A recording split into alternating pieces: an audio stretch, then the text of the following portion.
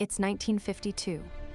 Wright-Patterson Air Force Base, Dayton, Ohio. A captain sits at a wooden desk buried under a foot of paper. Witness reports from pilots, radar operators, civilians, all of them describing something in the sky they cannot explain. He picks up that pen and crosses out the words, "flying saucer," on every form he touches. Captain Edward Ruppelt is replacing those two words with three letters, UFO. His job is to make the inexplicable sound manageable. Over the next 17 years, his successors will do the same for 12,618 reports and explain away all but 701.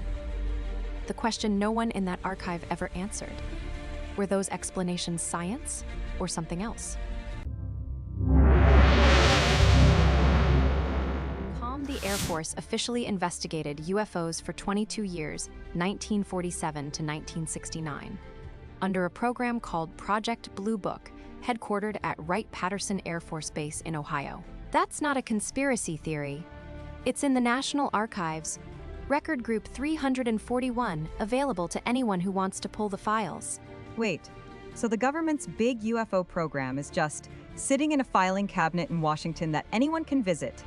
Not just sitting there. 12,618 individual cases of those. 701 were officially closed as unidentified. Excited, that's the Air Force's own investigators, with full military resources, looking at the evidence and writing, "We don't know." 1 in every 18 cases, they couldn't crack it. 1 in 18. That's not a rounding error. That's a whole category. Blue Book didn't appear from nowhere. It was actually the third attempt.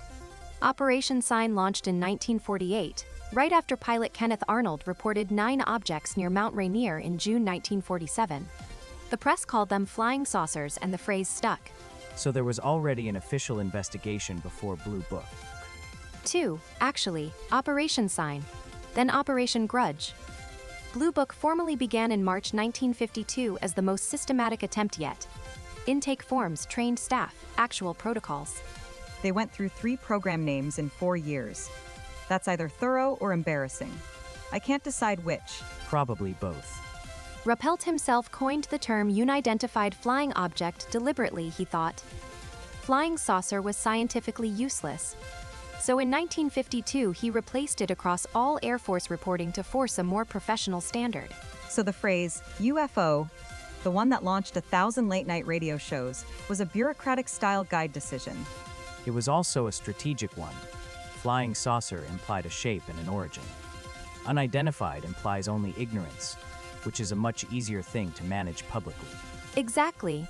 And Ruppelt backed the terminology with structure, standardized intake forms, investigation protocols, a trained staff of more than 10 investigators. For the first time, there was an actual system. Simultaneously, the Battelle Memorial Institute started encoding about 3,200 existing sighting reports onto IBM punched cards. Beginning late March 1952, for statistical analysis. Hold on, IBM punch cards. They were running a UFO database in 1952. The result was Project Blue Book Special Report Number 14, hundreds of pages. The most rigorous quantitative analysis the program ever produced.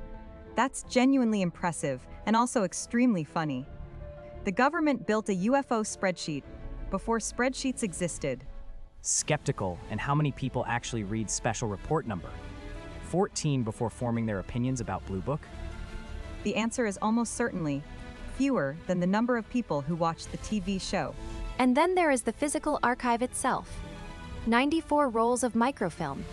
National Archives publication T12-6, holding witness statements, investigator worksheets, photographs, radar plots, and military correspondence. The case files alone fill 37 cubic feet of storage. 37 cubic feet. That's a small bedroom worth of UFO paperwork. Arranged chronologically, which means if you want to find a specific 1965 sighting over Ohio, you're not searching by subject, you're digging through a timeline. Which is part of why most people haven't actually read it.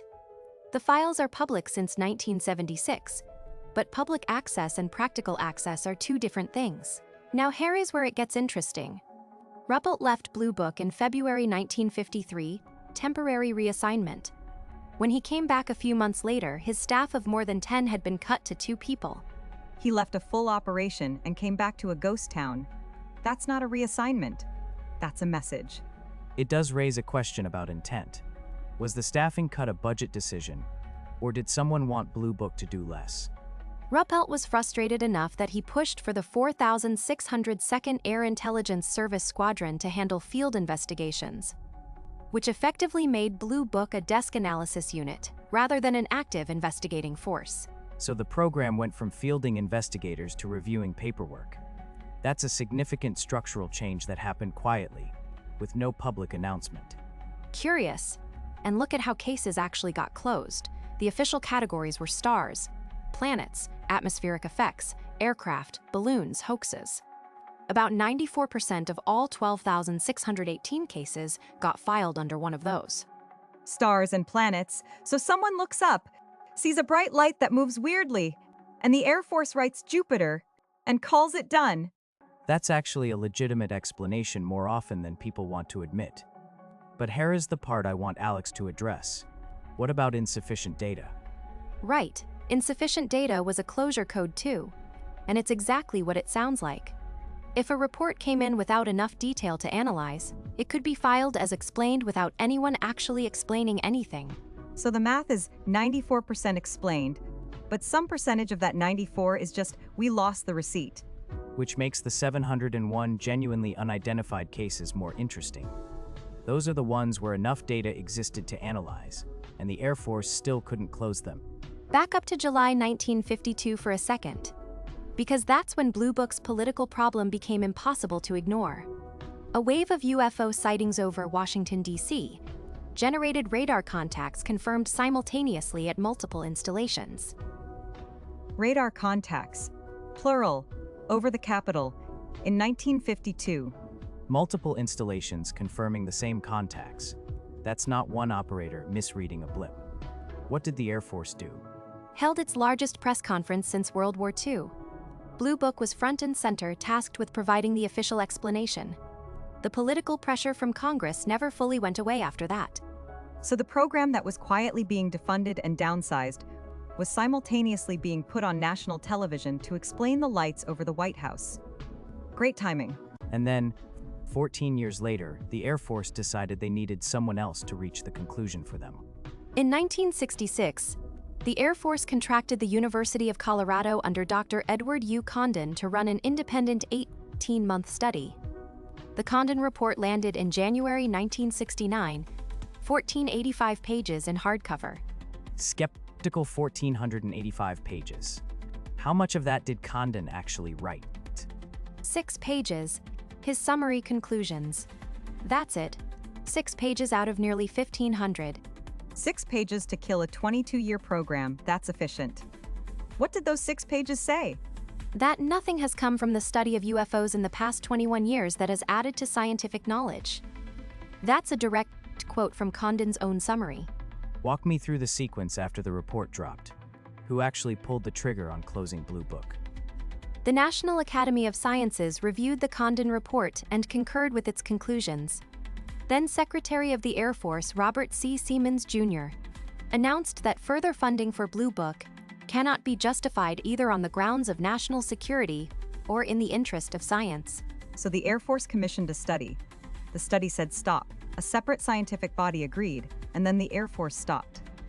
That's actually how the process is supposed to work. Except they commissioned the study after 14 years of running a program they'd already quietly gutted. The question isn't whether the process was followed.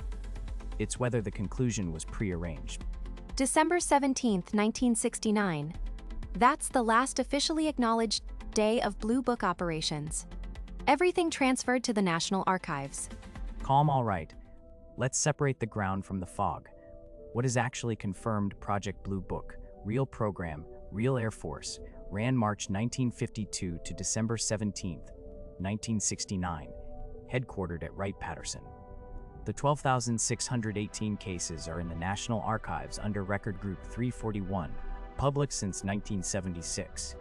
None of that is in dispute. The most documented UFO program in history is just at the National Archives. Anyone can go. And most people haven't. The files being technically accessible and people actually engaging with them are very different things. The program's 3 official conclusions are also confirmed, documented in the Air Force's own fact sheets and in the declassified files. No UFO posed a national security threat. No evidence of technology beyond current scientific knowledge. No evidence of extraterrestrial vehicles. 3 official nothing burgers. Signed and filed. Very tidy.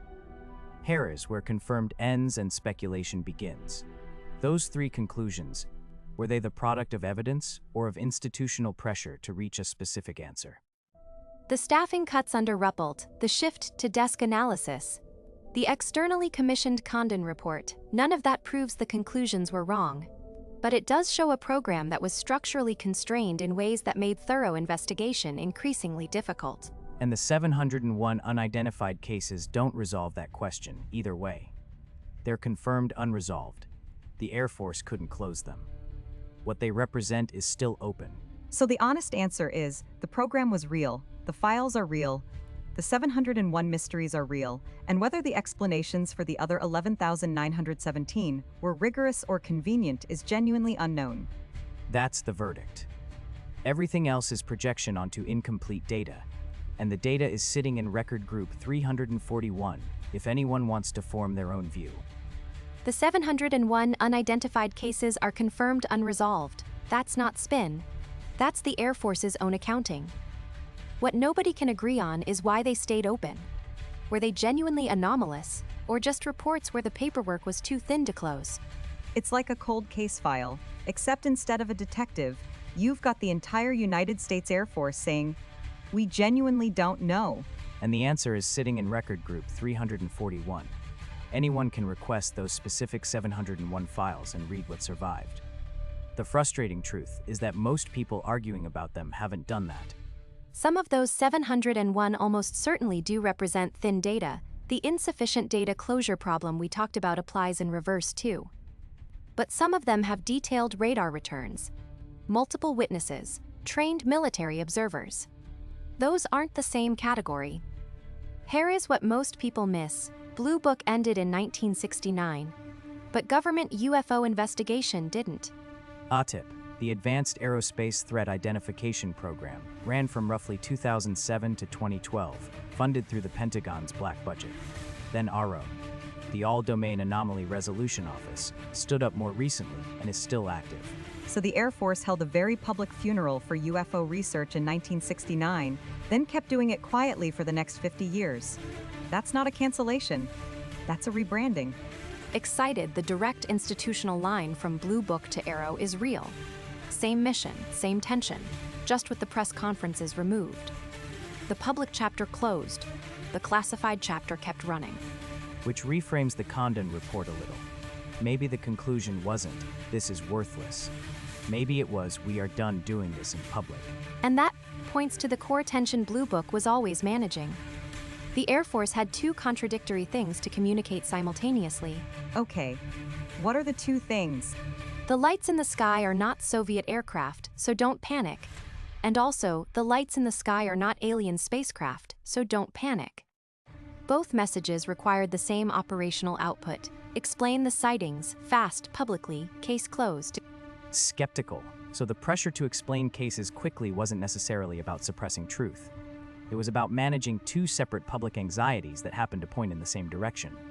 That's actually a more troubling explanation than a cover-up. A cover-up has a villain. This is just incentive structures producing bad science. Exactly. And incentive structures don't leave a paper trail the way conspiracies are supposed to. Okay, but here is the thing that gets me about all of this. The 701 cases are 5.6% of the total.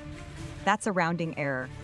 But ask anyone what they know about Blue Book, and that's the only number they'll give you. The 94% the Air Force actually explained, stars, weather balloons, aircraft. That's completely gone from the cultural memory. We remember the unsolved file, not the solved ones. There is a name for that in psychology, the availability heuristic. We judge probability by how easily an example comes to mind. One dramatic unresolved case feels more real than 1,000 boring resolved ones. If you want more of this, Actual evidence, actual context, actual weird history. We are here every week. Subscribe and hit the bell so you don't miss the next one. The Blue Book files have been public for nearly 50 years.